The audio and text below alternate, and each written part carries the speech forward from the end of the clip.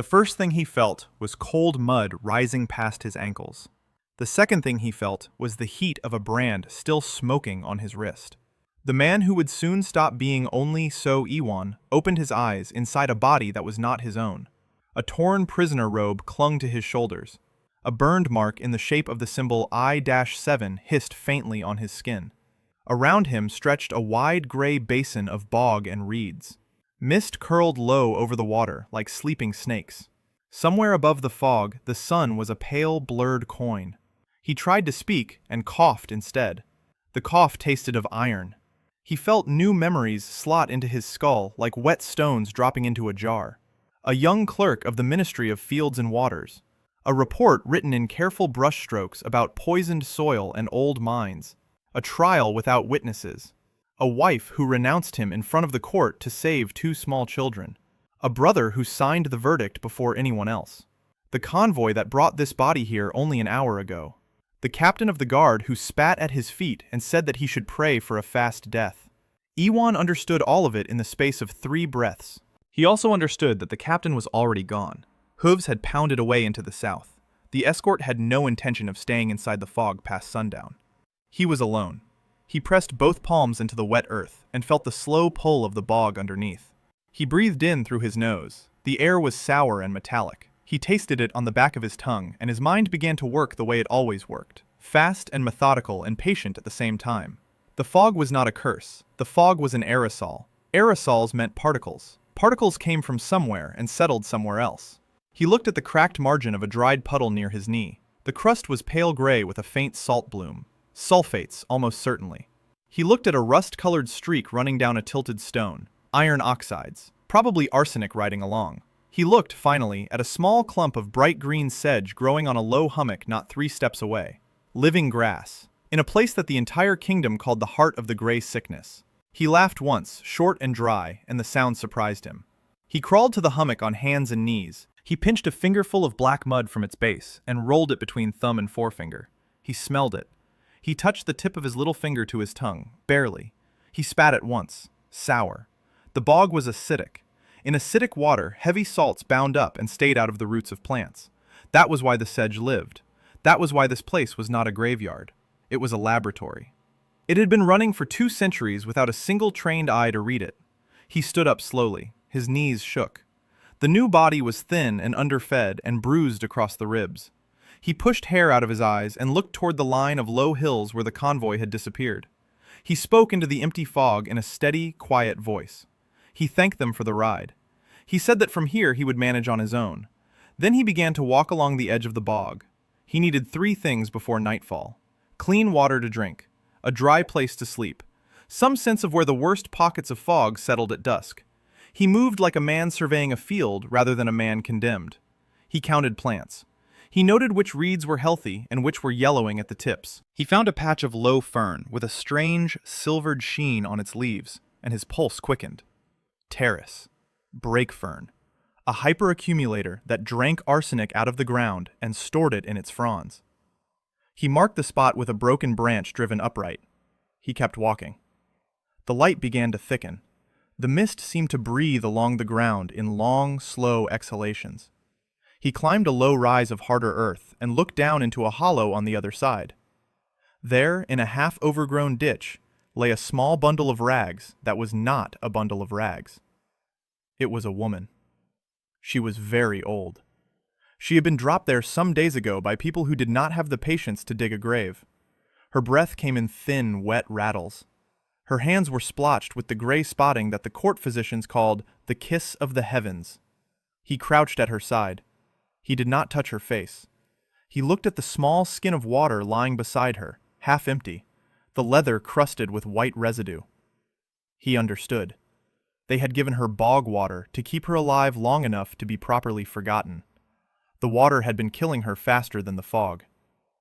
He moved without hurrying. He carried her up to the rise, where the earth was harder and drier. He laid her on a folded edge of her own cloak. Then he went back down the slope and began to dig. He used a flat stone and his bare hands. He scraped out a small pit just above the waterline.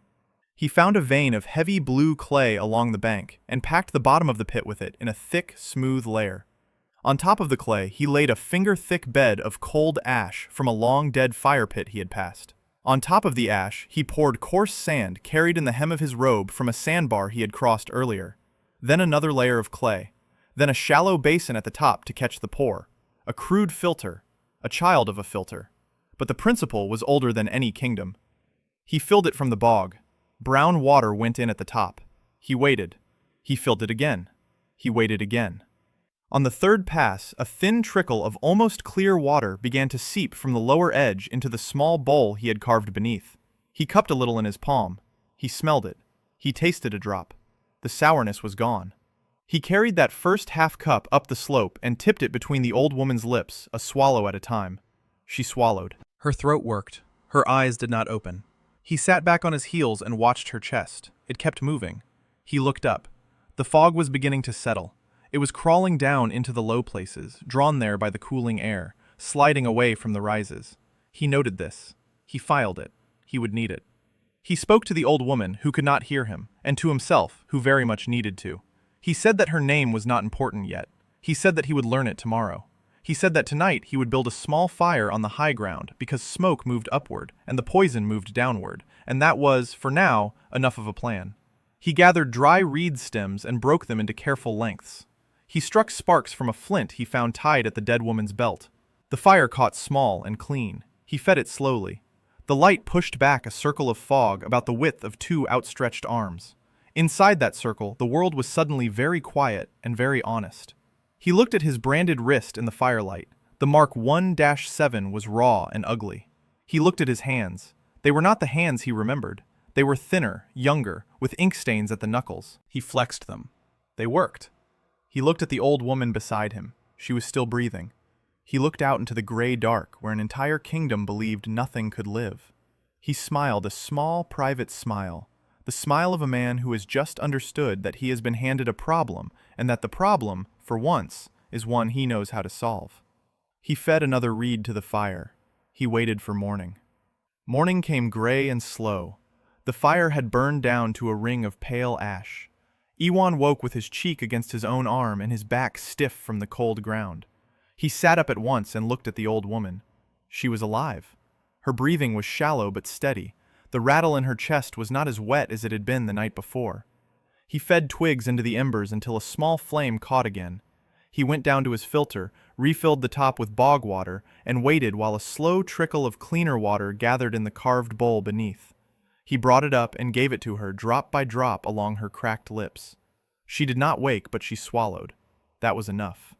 He stood and stretched his back and began to think about food. A man could go many days without eating, but the body he now wore was already half-starved before he arrived. He needed protein, and he needed it soon. He walked the edge of the high ground in slow, widening circles, reading the land as he went. He found a stand of cattails by a slough, where the water ran from a higher slope and was therefore less saturated with whatever poison rose from the deeper bog. He pulled a single cattail and split the root with a sharp stone. The flesh inside was pale and starchy and clean-smelling. He chewed a small piece. He waited. His mouth did not burn. His stomach did not turn. He pulled 6 more roots and brought them up to the fire and laid them in the ashes to roast. He found a snail trail along a wet log and followed it to a cluster of small, dark snails clinging to the underside. He picked them off and dropped them into a tin cup he had found tied to the old woman's bundle. He would boil them long. Anything that fed on bog plants might carry the load of the bog in its flesh, but heat would not remove a metal. He would test a single snail himself first and wait a day. The old woman stirred near midday. Her eyes opened a slit. She saw him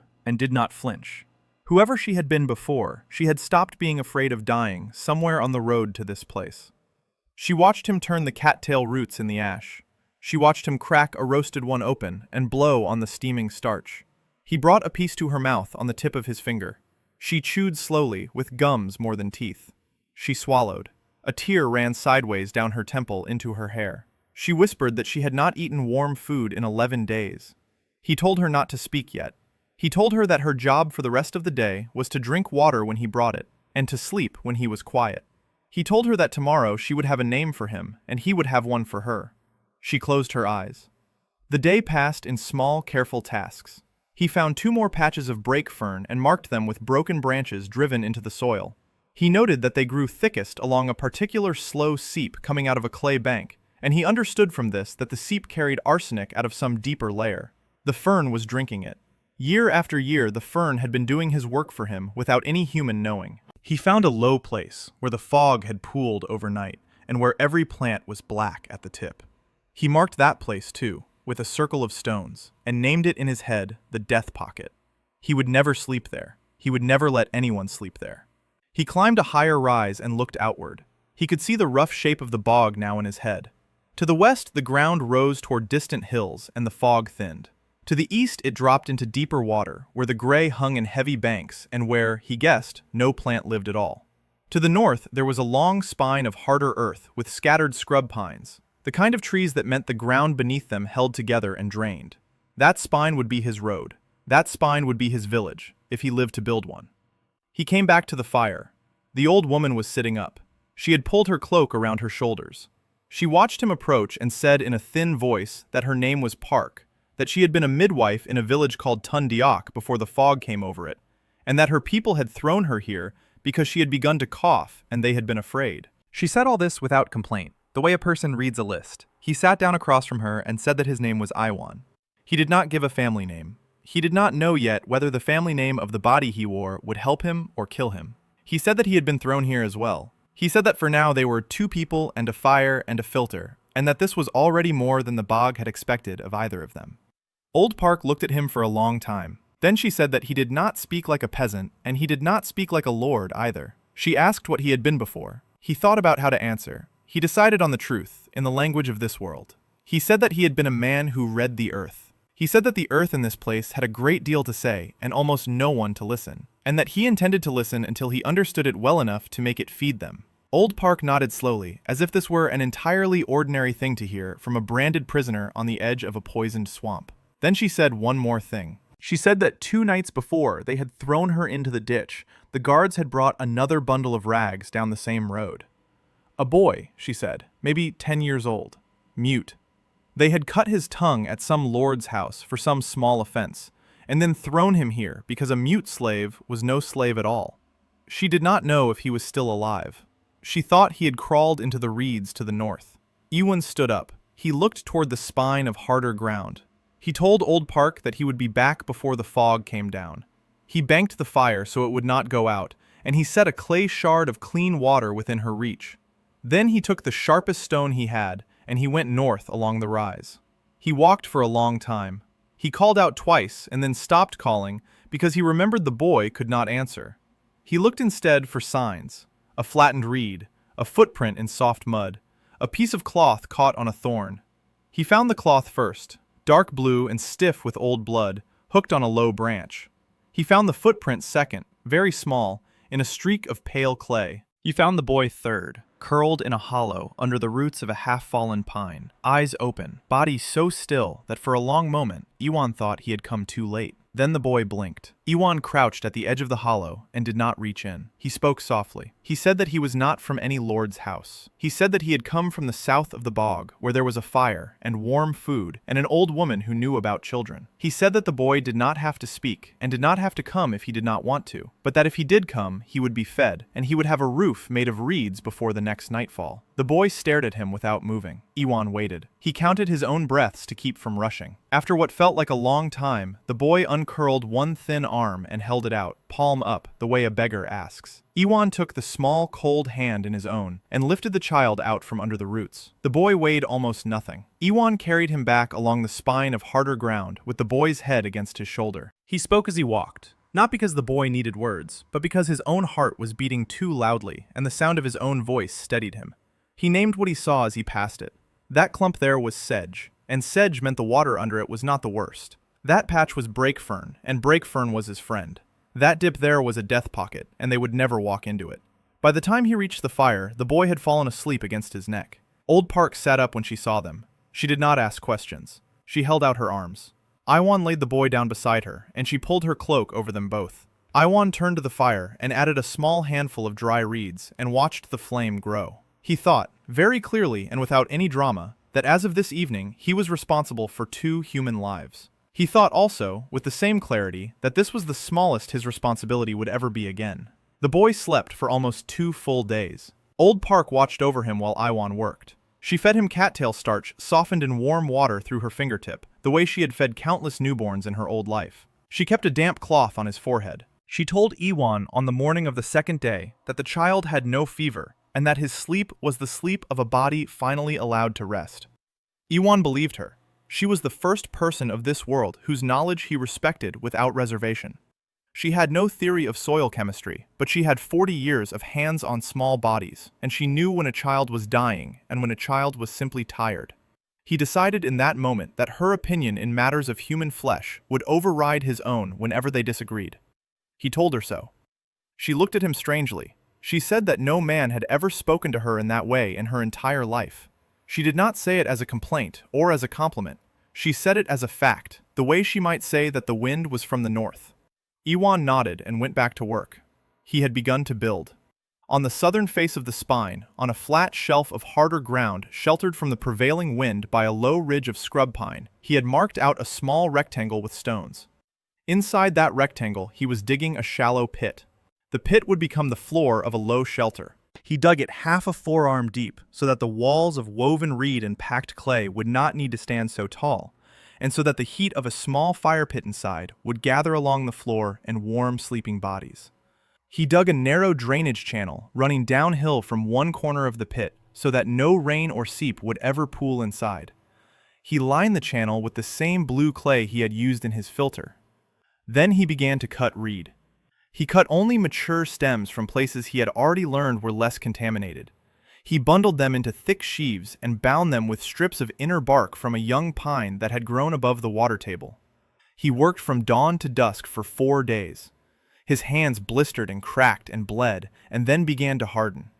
The body he wore complained at first, and then learned, the way bodies always learn. On the 3rd day, the boy woke. He sat up by the fire and looked around. He looked at Old Park. He looked at the half-built shelter on the rise. He looked at Iwan, who was returning at that moment from a long walk with a great sheaf of reed across one shoulder. The boy did not run. He did not cry. He stood up on shaky legs and walked over to the second, smaller bundle Iwan had dropped at the edge of the worksite, and he picked up one end of it and began to drag it toward the shelter. He had understood without a single word what was being made, and that he was now part of the making of it. Iwan stopped where he was. He set down his own bundle. He walked over to the boy and crouched in front of him, and said that his name was Iwan. He pointed at himself. He pointed at Old Park and said her name. He pointed at the boy and waited. The boy touched his own throat. His mouth opened and only a small, dry rasp came out. He shook his head once. Iwan nodded as if he had been told something important. He thought for a moment.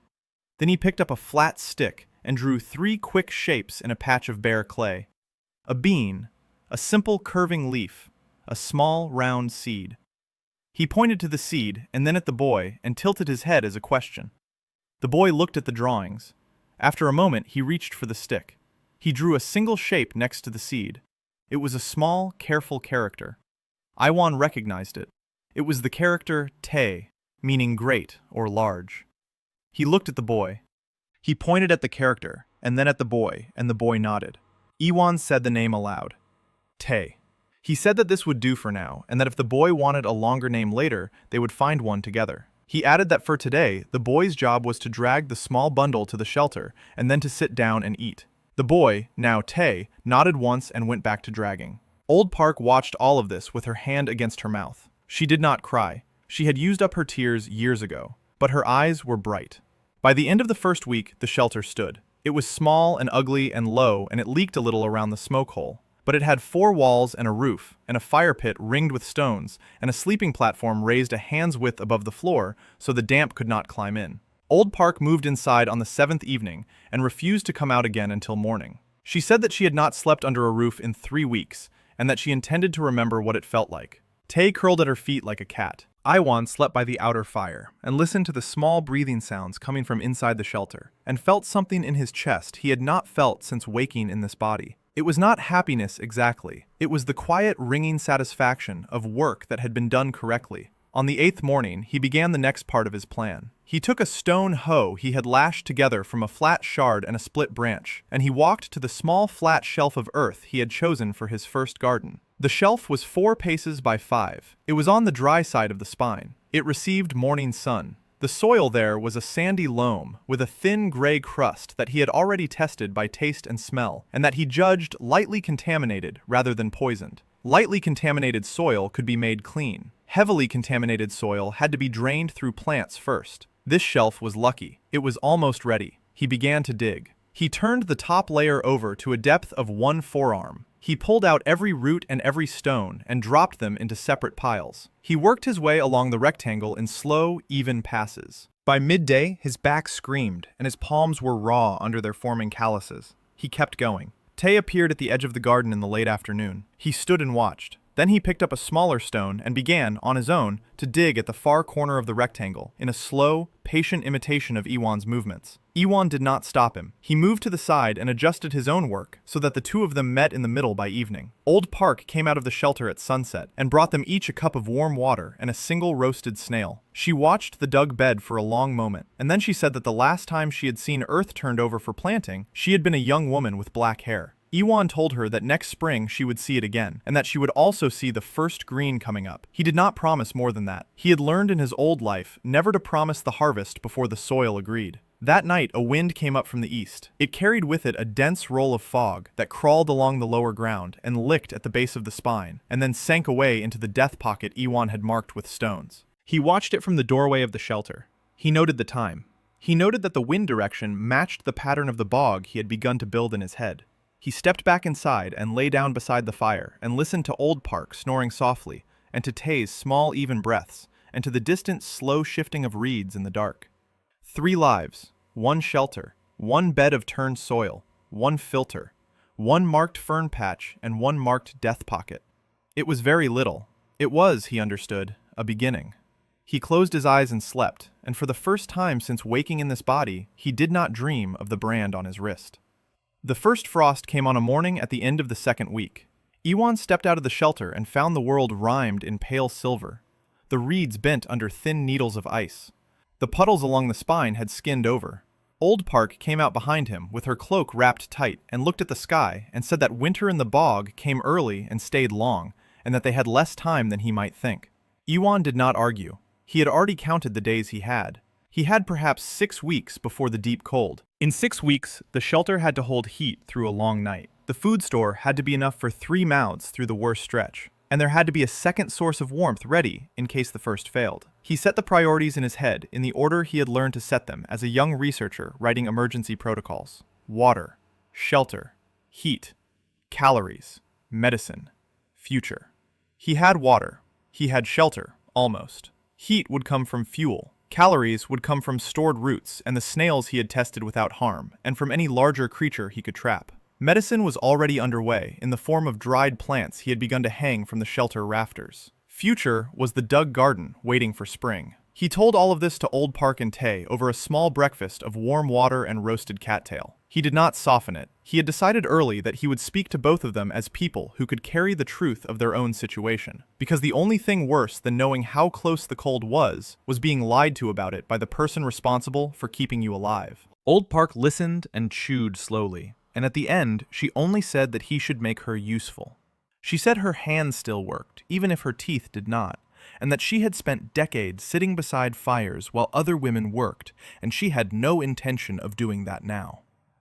Iwan set her to the task of preparing fiber. He had cut a great quantity of inner pine bark and a number of long, tough reed stems. These needed to be soaked, scraped, split, and twisted into cordage. Cordage would tie everything they built from this point forward. Old Park took the work without comment, and within 2 days her fingers were faster at it than his.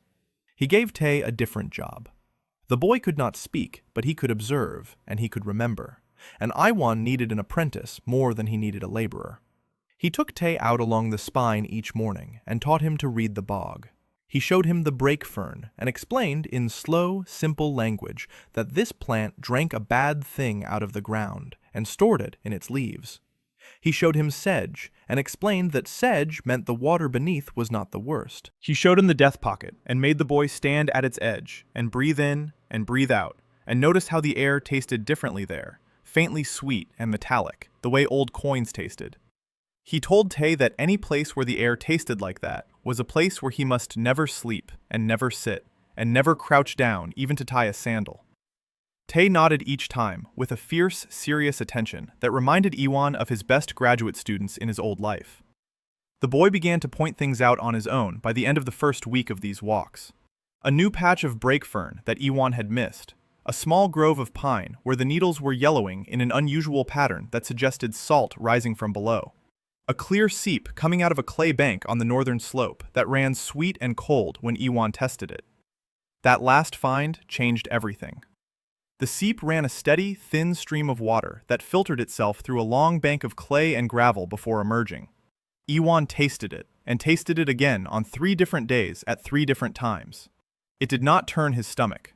It did not coat his tongue with the faint metal of the bog. It was as close to clean water as anything he had found. He built a small catchment basin beneath it, with stacked stones and a shaped piece of bark as a channel. He covered the basin with a flat slab to keep falling debris and fog moisture out. He named the seep, in his own head, the North Spring. He did not tell Tae or Old Park to call it that. He let them name it themselves. They settled on calling it simply the Good Water. He accepted that. While Old Park spun cord and Tae read the land, Iwan worked on the second great problem, which was fire. The bog was wet. Dry fuel was scarce. He could burn dead reed, but it burned fast and gave little heat. He needed wood, and he needed it cured. He scouted the spine for standing dead pine and found 3 good trees, all of which he marked. He could not fell them with the tools he had, but he could harvest dead branches and split heartwood from older fallen trunks. He began to build a small wood pile beneath an overhang of stone. He also began something more ambitious. He began to make charcoal. He dug a second pit on a flat shelf well away from the shelter. He lined it with clay. He layered it with cut and split wood, arranged carefully so air could move through but not too freely. He covered the wood with a thick blanket of green reeds, and then a heavy crust of wet clay sealed at the edges, with only a small ring of holes left at the base. He lit it from the bottom and watched the smoke and adjusted the holes as the burn progressed. He sealed the holes one by one as the wood inside changed from blazing to smoldering to slow charring. The process took 2 full days and a night of careful tending. When he opened the pit at the end of it, the wood inside had become black and light and brittle, and rang faintly when he tapped 2 pieces together. Charcoal. Good charcoal. Slow burning, hot, and almost smokeless. Tae stared into the pit with his mouth open. Old Park crossed her hands at her waist and said that she had seen blacksmiths in 3 different provinces make charcoal, and that not one of them had made it look so clean. Iwan did not preen. He only nodded and began to fill clay jars with the cooled pieces. He set aside the smallest and most powdery fragments in a separate jar. These were not for burning. These were for the soil. Crushed fine and mixed with composted plant matter and the small amount of ash and dung he had collected, they would become the first dose of biochar for his garden bed. Black soil that drank up poison and held water and fed roots. The first true tool of his trade in this world. By the end of the 3rd week, the shelter had a proper smoke hood made of woven reed and clay. The fire inside burned charcoal instead of reed and held its heat through the night. The food store along the back wall held strings of dried cattail root, jars of pickled snail in a thin brine Old Park had concocted, bundles of dried sedge starch flatbreads, and 3 small clay pots of fermented bog greens, which Old Park insisted were necessary against winter weakness, and which Iwan, after tasting cautiously, agreed were both safe and surprisingly good. The garden bed had been dug, sifted, mixed with the first small portion of biochar and compost, and was now resting under a thick mulch of straw, waiting for spring. The good water flowed steady from the North Spring. There were still only 3 of them. And then, on the morning of the 25th day, there were 4. The 4th person did not walk in. She was carried. Iwan was outside at the woodpile when Tae came running down the spine, waving both arms in silence. The boy pointed back the way he had come and made a cradling motion with his arms, and then pointed again. Iwan dropped his armful of split pine and ran. He followed Tae north along the ridge to the place where the spine bent toward the clay bank above the good water. There, at the edge of the path, lay a woman. She had crawled the last part of the way on her hands and knees. The marks of it were behind her in the wet earth. She was perhaps in her late 20s. Her hair had been pinned up in the tight, neat coil of a court servant, and the coil had come half undone. Her robe was of fine, pale cloth, very dirty now, and the inner lining was an undyed silk that no peasant could afford. Her hands were bleeding where the reed stems had cut them. Her face was thin, and her lips were cracked. She was conscious. She looked up at Iwan when his shadow fell over her, and her eyes were sharp and tired and afraid all at once. She tried to speak, and her voice came out as a dry whisper. She said that she had been told there was a man in this bog who could read the earth. She said that she had walked for 6 days from the south. She said that she did not have the strength to walk any further, and that if Iwan was that man, he should kill her quickly if he meant to, and feed her quickly if he did not. Iwan crouched beside her. He looked at her hands. He looked at her eyes. He looked at the small leather satchel she still gripped against her chest. He told her that no one was going to kill anyone, and that food would come in a moment, but that first she would drink. He sent Tay running for the water skin. He turned to call out for Old Park, and found that Old Park was already standing at the bend of the path with her cloak in her hand. The old midwife took in the woman on the ground and clicked her tongue once and came forward without waiting to be asked. She knelt and pulled the cloak around the stranger's shoulders. She spoke to her in the low, practical voice she used for the truly injured. She told her to breathe through her nose and not her mouth. She told her to stop trying to talk. She told her that there was a warm fire 800 paces along this path, and that they would get her to it.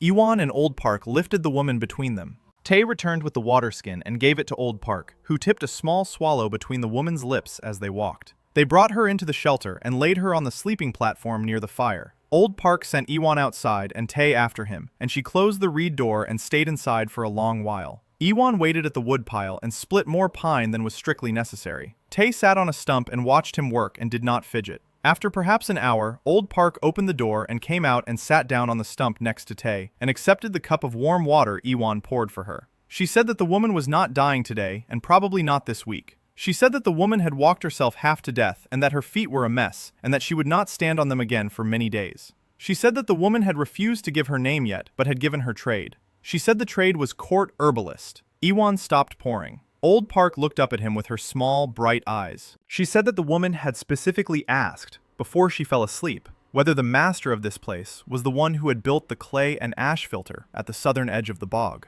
Iwan set down the jug carefully.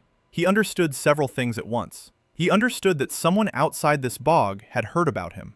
He understood that the channel of that hearing had been precise enough to carry not a vague rumor of a survivor, but a specific detail of a specific structure. He understood that this woman had walked 6 days through a poisoned land on the strength of that detail. He understood that whatever else she was a person who had bet her life on the idea that he existed. He went inside. The woman was awake. Her eyes followed him as he sat down on a low stool beside the platform. He did not loom over her. He kept his voice quiet. He said that his name was Iwan, and that this was his shelter and his fire, and that she was safe in it for as long as she wished to be. He said that no one in this place would ask her family name or her crime, and that she could give either or neither when she was ready. He said that for tonight she would drink, eat what Old Park gave her, and sleep, and that tomorrow, if she felt strong enough, they would speak about why she had come. The woman looked at him for a long moment. Then she said one thing. She said that her name, the only part of it that still belonged to her, was Sedion. She said it carefully, the way a person sets down a precious cup. Then she closed her eyes. Iwan sat with her until her breathing slowed. Then he stepped out of the shelter and stood under the cold, clear sky and looked out across the bog. The fog was settling into its evening places. The death pocket was already filling. The reeds along the lower path bent in a slow, easy wind. Somewhere out there, beyond the spine and the marsh and the low hills, a kingdom was burning villages and calling it mercy.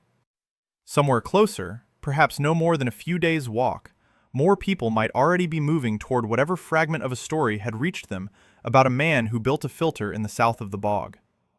Iwan understood with a cold, simple clarity that the work he had done so far was preparation for a different kind of work.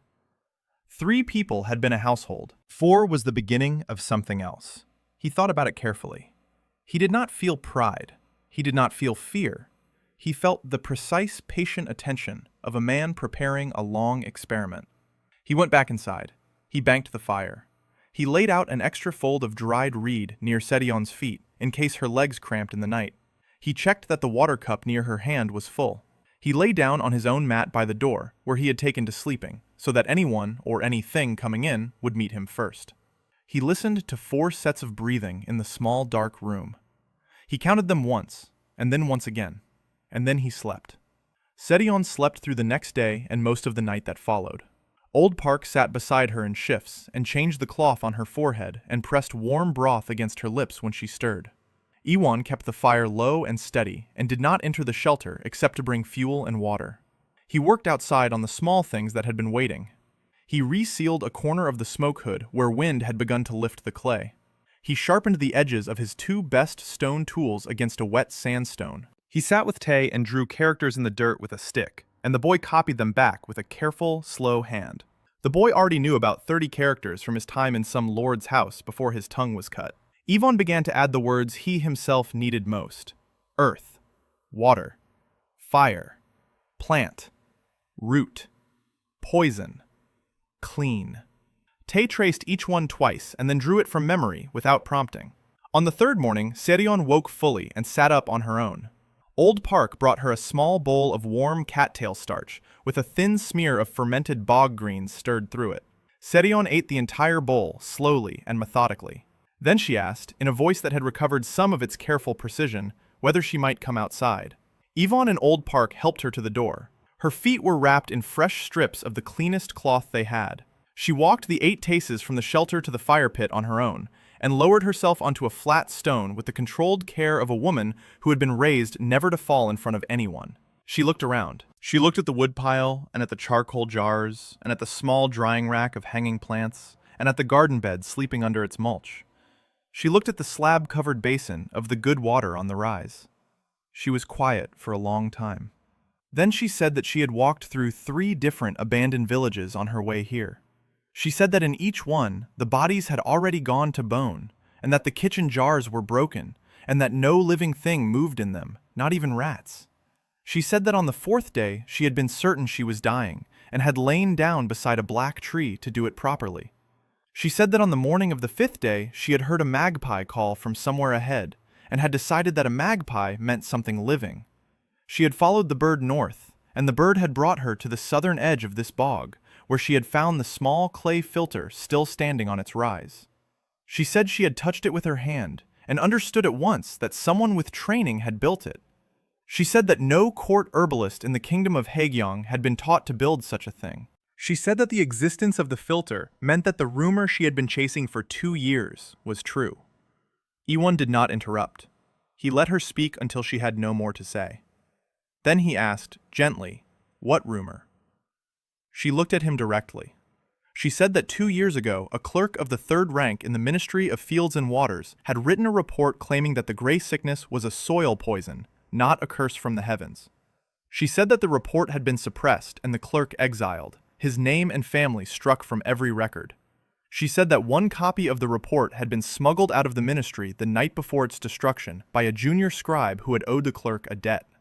She said that the scribe had brought the copy to a woman he trusted. She said that that woman had been her. Seryon reached into the lining of her dirty robe and pulled out a small, folded packet wrapped in oiled cloth. She set it on her knees. She said that she had carried this packet for 2 years and had never dared to read it past the first page. She said that the first page had been enough to make her ask the wrong questions of the wrong people at court, and that those questions had brought her here. She said that she did not know if the man who had written this report was alive or dead. She said that she had come to find out, and that if he was alive, she had come to give the packet back to him and ask him what to do next. Iwon looked at the packet. He felt the new memories in his head stir like fish under a frozen surface. He saw, for an instant, a small, ink-stained hand pushing a folded paper into another hand across a low table by candlelight. He saw a face he did not know, but that the body he wore knew. A thin, young scribe with frightened eyes. He blinked and the image was gone. He said, with care, that the man who had written that report was not exactly alive and not exactly dead. He said that the man who sat in front of her now had the writer's memories and the writer's body, but a different mind inside both. He said that he could not yet explain how this had happened, but that he could explain what he intended to do with the knowledge he carried, and that this explanation would have to be enough for now. Seryon looked at him for a very long time. Old Park looked at her shoes. Tay looked between them, like a child at a game whose rules he was working out from scratch. Then Seryon picked up the packet and held it out to Iwon. She said that she did not understand what he had just told her. She said that she had been trained for 10 years to distrust any claim she could not verify. She said that despite this, she believed him.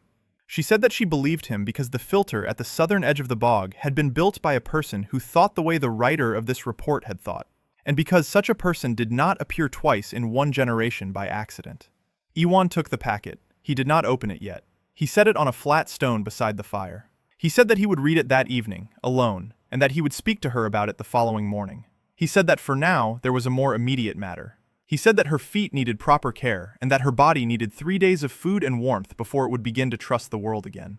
He said that during those 3 days, he wished only to ask her questions about plants. Sarion's eyes changed at the word plants. The tiredness in them did not leave, but something else woke beneath it. She said that she would answer any question he asked. They began that afternoon. Iwan brought a flat board and laid out on it samples of every plant he had gathered along the spine. Sarion named each one in the high, formal terms of the court herbal tradition, and then, when Iwan pressed her gently, in the common names her grandmother had taught her. She knew uses Iwan did not know. She knew which leaves drew fever, and which drew swelling, and which calmed a child's cough in a single night. She knew which berries, eaten in spring, prevented the soft bone sickness that struck the children of poor villages. She knew how to thicken a poultice with rice flour so it would hold on a wound through a working day. Iwan listened and asked precise questions and learned. He shared in return what he knew about which of these plants drew metals out of soil into their stems, which were safe to eat from a bog like this and which were not, which made charcoal that bound poison and which made charcoal that simply burned. By dusk, they had filled 3 sides of the board with notes in 2 different hands. Old Park watched them from across the fire with an expression that Iwan could not entirely read. Later, after Sarion had gone back inside to sleep, Old Park said to him quietly that she had not in her long life seen 2 people meet and become useful to each other so quickly. She said it without judgment. She said it as a thing worth noting. That night, after the others were asleep, Iwan sat by the outer fire with the oiled packet on his knees. He untied the cord. He unfolded the pages. The writing was small and careful, and arranged in the formal columns of a ministry report. He began to read by firelight. The new memories in his head moved alongside the words like a second voice reading along. He recognized the handwriting as the handwriting of the body he wore. He recognized the structure of the argument as the structure his old life had taught him. He read about a hillside where a particular yellow stone had been mined for 200 years. He read about black water flowing from the mine mouth into a chain of southern bogs. He read about the symptoms in villages downstream, and the pattern of those symptoms by distance from the mine. He read about the conclusion the writer had reached, stated plainly and without ornament, that the gray sickness was the long shadow of a single industry whose owners had been recorded by name in a sealed archive beneath the royal library. He stopped at that line. He read it again. He folded the packet closed. He sat in the dark for a long time and did not move. He understood now that the work he was doing on this small spine of harder ground was not, and had never been, only about feeding 3 people through a winter. The next morning, Iwan woke before dawn and walked alone to the North Spring. He filled a clay cup with cold water and sat on a flat stone above the basin and watched the gray light come up over the reeds. He had not slept well. The report had stayed in his head all night, not as words but as a shape, the shape of a problem larger than any single life. He let himself think about it for 1 more hour, and then he set it aside. There was a winter to get through first. He came back to the shelter as Old Park was waking the fire. Sarion was already sitting up. She had washed her face in a bowl of warmed water, and her hair was pinned back in a simpler knot than the one she had worn on arrival. She looked, for the first time, like a woman in her own home, rather than a guest at the edge of someone else's. Iwan noticed this, and said nothing about it. He sat down by the fire, and they ate together in a comfortable quiet. Then he laid out the day. He said that he wanted to walk the full length of the spine with Sarion, slowly, so that she could see what he had built and what he intended to build. He said that he wanted her to ask any question that came to her, and to correct him whenever her training said he was wrong. He said that he did not need an assistant. He needed a colleague. Sarion looked down at her bandaged feet. She said that she could walk a short distance if she went slowly. Old Park said that she would go too, and that if either of them tried to walk further than Sarion's feet could bear, she would drag them both back by the ears. Tay appeared in the doorway with a long, thin reed staff he had cut and trimmed during his morning chores. He held it out to Sarion without ceremony. She took it. She tested its weight. She nodded once at the boy in a way that was not quite a smile, but that the boy received as one. They walked. Iwan led them first to the garden bed and explained what was sleeping under the mulch and what would go in at spring. He named the rotation he had planned. A first crop of buckwheat to break the soil and feed the bees that would not exist yet. A second crop of mustard to draw any last trace of metal from the upper layer. A third crop of beans to fix nitrogen into the soil so the next year's grain would have something to feed on. Sarion listened. She asked a single question. She asked why he had chosen mustard over radish, since the court agricultural manuals all preferred radish for soil that needed clearing. Iwan stopped walking. He looked at her with sudden, bright attention. He said that the manuals were not wrong about radish, but that radish in a bog soil, with the kind of metal load he expected, would concentrate the metal in the bulb, and the bulb was the part people ate.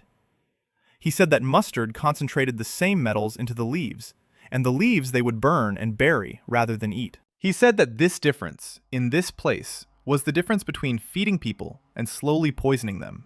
Sedion was quiet for a moment. Then she said that she would never read a court agricultural manual the same way again. They walked on. He showed her the marked brake fern patches. He showed her the death pocket and made her stand at its edge and breathe the way he had made Tay breathe. She turned pale and stepped back of her own accord, and said that she had thought the gray fog was a single thing everywhere, and that she had not understood until this moment that it had pockets and tides like a sea. Iwan said that the fog was indeed like a sea, and that learning its tides was the first thing any person living in this place had to do. He showed her the good water and the catchment basin he had built beneath the seep. He showed her the charcoal pit and explained, in the simplest terms he could manage, what biochar did to soil. He used the word as a borrowed sound. She repeated it after him carefully. She said it sounded like a word from a foreign country. He said that perhaps it was. They came back to the shelter by midday. Sarion's feet were trembling beneath her, but she had not asked to stop.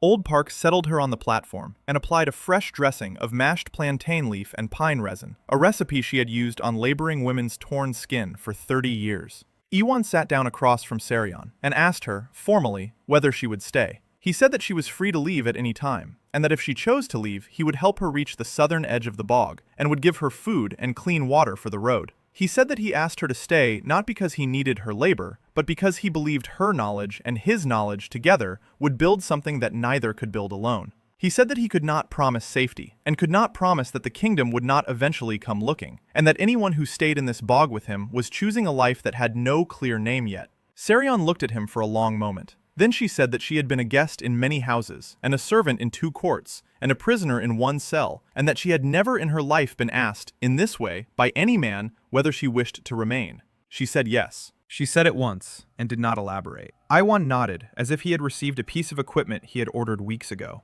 He stood up and went outside and split wood for an hour. Tay found him there and worked beside him in silence. After the wood pile was a hand higher than it had been at sunrise, the boy laid down his hatchet and tugged at Iwan's sleeve. Iwan crouched down. Tay drew in the clay with a stick. He drew a small house. He drew another, smaller house next to it. He drew a stick figure beside the second house. He pointed at the figure and then at the shelter, where Sarion was resting. Iwan understood. The boy was asking whether the woman from the court would live in their shelter forever, or whether there would be a second one. Iwan thought about it. He said that there would be a second one. He said that there would, in fact, be many more than 2. He said that he and Tay would begin work on the next shelter as soon as the first frost had hardened the ground enough to dig clean post holes. Tay considered this. He drew a third figure in the clay, smaller than the first 2. He pointed at it and then at himself. Iwan understood again. The boy was asking whether one of the future shelters would belong to him. Iwan told him yes. He told him that everyone who built in this place would have a place of their own. The boy nodded, with the solemn satisfaction of a contract entered into. Over the following week, the 4 of them settled into a working rhythm. Sarion, once her feet could bear her weight, took over the drying rack and the medicinal stores. She reorganized everything Iwan had hung in his rough, preliminary way,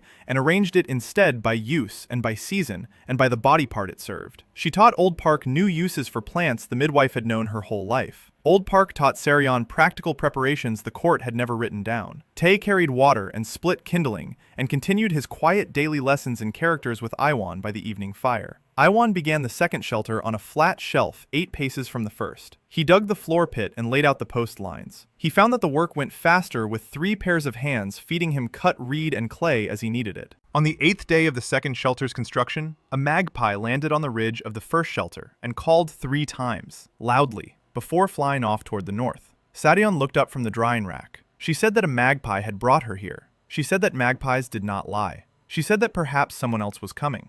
They watched the path all day. No one came that day. No one came the day after. But on the 3rd morning after the magpie, Tay came running down from the north slope, where he had been checking the catchment basin at the good water. He was waving both arms again. This time he was pointing not back along the path, but down into the reeds below the slope. There, half hidden in a stand of dead sedge, lay a young woman with a long knife in her belt and a thin streak of blood running from her hairline down across one cheek. She was not crawling. She was lying very still, but her eyes, when Iwan reached her, were open and watching and entirely awake. Iwan did not approach within a knife's reach. He crouched at 3 paces and looked at the woman in the reeds. She was perhaps in her early 20s. Her clothes were a dark gray weave that did not catch the eye even in clear light. Her hair was cut short by her own hand from the look of it, ragged at the ends.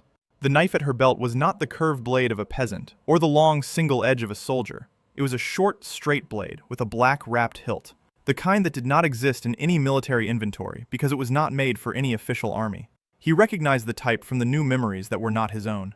The clerk whose body he wore had once seen such a knife at the throat of a colleague who had said the wrong thing at the wrong wine party. The colleague had not survived the week. Iwan spoke quietly. He said that there were 3 other people on this rise, and that all 3 of them knew she was here. He said that no one was going to draw a blade unless she did first. He said that if she could speak, he would like to know whether she was injured, and whether she was hunting any of them. The woman in the reeds looked at him with no change of expression. Then she said, in a voice that was steady and dry, that she had been hunting one of them, but that she had decided in the last hour not to finish the hunt. She said that she had fallen and struck her head on a stone while crossing the slope above the good water, and that she was lying here because standing up made the world spin. She said that her name was Minju. She said that she had been sent to kill the man in the bog who built a clay filter and a charcoal pit. She said that she had been told he was a fraud and a danger to the kingdom, and that her clan had accepted payment for his death. She said all of this without any apparent shame, and also without any apparent eagerness. She delivered it like a person delivering a market report. Iwan listened to the end. Then he said that he would like to ask one question before doing anything else. He asked why she had decided not to finish the hunt. Minju did not answer for a long moment. Then she said that she had crept up to the southern edge of the shelter the previous night, while everyone inside was asleep. She said that she had stood over the man's mat with her knife drawn. She said that she had looked down at the floor around the mat and had seen 4 small clay bowls set in a careful arc, each containing a different mixture of dried leaves and a thin film of water. She had not understood at first what the bowls were for. She had stood there with her knife in her hand and tried to work it out. Then she had understood. The bowls were a fog watch. Anyone could be trained to test the morning air, but the man on the mat had set up bowls so that any unusual settling of fog in the night would alter the surface of the water and the colors of the leaves, and would warn him at first light without him having to go out and breathe the bad air himself. She said that the bowls were not for him. The bowls were arranged on the side of the mat closest to the door of the shelter where the old woman slept, and closest to the small corner where the mute boy curled. The man had positioned his own sleeping spot between the door and the others. The bowls were facing outward. They were watching for the people he was not. She said that she had stood there for a long time, and that she had then walked back out of the shelter and away across the rise, and that she had slipped on the wet slope and struck her head and lain in the reeds since dawn. She said that during the hours of lying in the reeds, she had thought a great deal about what a fraud and a danger to the kingdom did not do. He did not, she had concluded, arrange bowls in the dark to protect an old woman and a child who could not speak. She said that she did not know what the man in the bog actually was, but she knew now that he was not what she had been sent to kill. Ewan was quiet. He did not move from his crouch. Behind him on the slope, Saryon and Old Park had come up at a careful distance and were standing where they could see him, but where Minju could not easily reach them. Tay stood beside Old Park with his eyes very wide.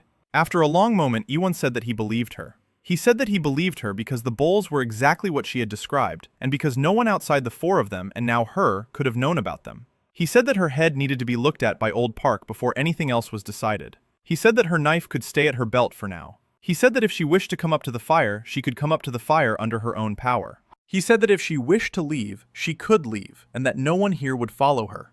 Minju studied him. Then she sat up slowly. The world did not spin badly enough to stop her. She stood with one hand on a reed stem for balance. She looked at her knife. Then she did something Iwan did not expect. She unbuckled the belt that held it and held the whole rig out to him handle first. She said that as long as she remained in this place, the knife was his to hold. She said that this was not a gesture of surrender, but a way of telling her own hands not to do anything quick while her head was still ringing. Iwan took the belt. He looped it over his shoulder. He stood up. He walked beside her up the slope at her pace.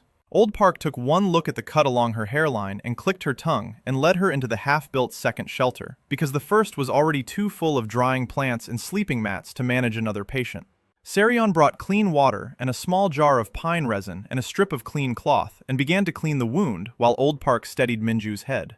Iwan stood in the doorway and watched. The work was done with quick, competent hands by two women who had never met before this week and who were already moving around each other like a pair who had worked together for years. He thought, with a quiet small pleasure, that this was perhaps the truest sign so far that his settlement was becoming something rather than nothing. When the wound was cleaned and bound, Minju lay back on a folded mat. She closed her eyes. She said, without opening them, that she had not slept properly in 9 days. She said that if no one objected, she intended to sleep now. She said that when she woke, she would prefer to be put to work, because idle hands frightened her. Iwan said that work would be found. He stepped out of the half-built shelter and closed the reed door behind him. He stood in the cold afternoon light and looked at the knife belt on his shoulder. He thought about the clan she had named, the Black Heron. He had heard the name in his new memories. It was not a clan of common assassins. It was a clan that took only contracts placed by people with names sealed in the royal court records. The fact that such a contract had been opened against him meant that he was no longer a rumor at court.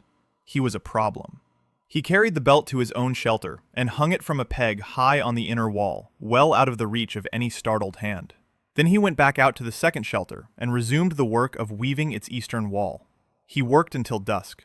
He let himself think, while his hands worked, about how a man defended a place when the people coming for him could move through the night silently and arrive without footprints. He concluded that such a man could not defend the place at all by force. He could only defend it by being awake in more directions than they could attack. That meant more bowls. That meant more eyes. That meant more people, eventually, who chose this place over wherever they had come from. The arithmetic was uncomfortable, but it was clean. He stopped working at full dark. He went inside and ate what Old Park put in front of him without tasting it. He banked the fire. He lay down on his mat. He stared up at the dark woven roof above him for a long time. He thought about the 4 small clay bowls at the foot of his mat, and about the woman now sleeping in the second shelter who had seen them clearly enough to put down her knife. He decided, lying there in the dark, that tomorrow he would teach Tae to make bowls. Minju slept for nearly 20 hours. When she woke, she sat up at once and asked, with the same dry steadiness she had used in the reeds, what she should do first. Old Park told her that the first thing she would do was sit by the fire and eat a full bowl of warm millet that Sarion had cooked thin so it would settle on an empty stomach. Minju did not argue. She ate. Then she stood up and asked the same question again. Iwan, who had been waiting outside, came in and sat across from her. He said that there were 3 kinds of work she might do in this place, and that she could choose any of them, or all of them. The first was the work that needed her hands, which was every common task, from cutting reed to carrying water. The second was the work that needed her training, which was watching the paths into the bog and teaching the household how to make themselves harder to find. The third was the work that needed her judgment, which was helping him decide, when new people arrived, who could be trusted at the fire and who could not. He said that he was not asking her to do the third yet. He was telling her it existed because he wanted her to understand the shape of what he was building. Minju listened with the kind of attention Iwan had seen in only a few people in his entire life. When he finished, she said that she would do all 3. She asked one question. She asked whether her clan would be told that she had refused the contract. Iwan said that he would not send word, and that he hoped she would not either. He said that as far as anyone outside this bog was concerned, Ha Minju had walked into the gray fog with a knife, and had not walked back out.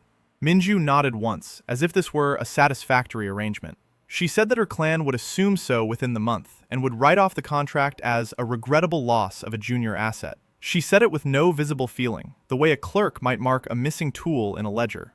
From that morning, the rhythm of the household shifted again. Minju moved through the spine and the surrounding bog like a person walking through a room she had lived in her entire life. Within 3 days, she had mapped the approaches into the rise from every direction, and had identified 7 places where an intruder could lie unseen, and 3 places where an intruder could not lie at all because the ground gave off a faint, cold draft from a sinkhole beneath. She showed Iwan all 10 on a stick-scratched map drawn into a flat patch of clay. Iwan studied the map, and then asked her to teach Tae to make and place fog watch bowls along the 7 hidden approaches. Minju looked at the mute boy. The boy looked back at her with his serious, wide eyes. She said that she had never taught anyone anything in her life. Iwan said that this was the best moment to begin. Minju and Tae spent the next week walking the slopes together. He carried the small, wet clay she shaped into rough bowls. She showed him where to set them and how to angle them so that wind would not tip them and rain would not flood them, but a low fog tide would alter them in a way a watcher could read at dawn.